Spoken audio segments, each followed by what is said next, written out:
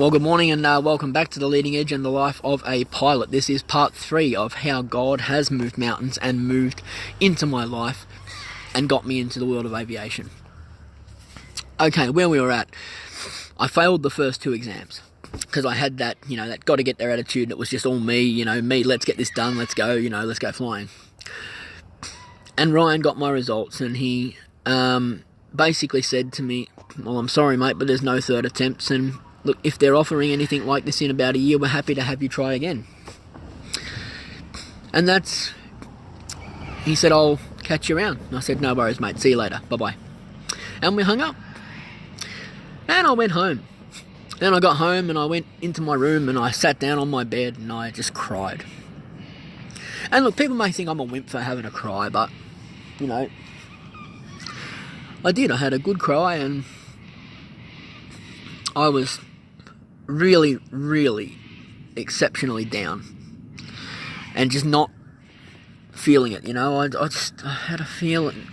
that feeling of just worthlessness, because I had mucked up my chances, I had mucked up everything, and I was going to have to go back to security and do that security crap again, and and stay in an industry where I was going to earn $20 an hour for the rest of my life, and that's just not me. I didn't want to do that, but I knew that was where I was headed, and that my life could have at any moment spiraled out of control.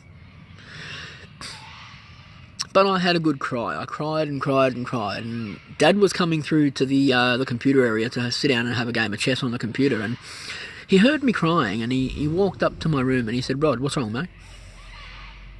And I said, no, don't worry about it, Dad.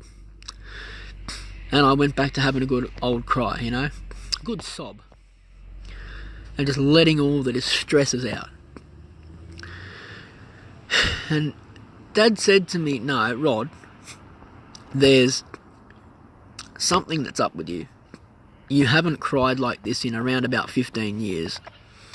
So what's wrong? And I said, Dad, I've stuffed up my chances at aviation. There is no more chances. I've failed twice on the exams and I can't. There's no more. I'm going to have to go back to security and earn $20 an hour for the lousy rest of my life. And Dad said, Rodney, you've been brought up in a Christian household. You know that there is a God that loves you. He said, how about you pray to him and you ask him for some help? See what he wants you to do with your life. And so I did. I just sort of laughed it off, I was like, yeah, right, whatever, And so I went back and had a bit more of a cry. And a few minutes later, after stopping crying, something just said to me, suck it up, princess. And I did. I stopped crying. And stay tuned for the third part and the conclusion, because this is the bit that you're going to love. So this is The Leading Edge and the Life of a Pilot. Thank you for watching so far, part 1, 2 and 3. Stay tuned for part 4.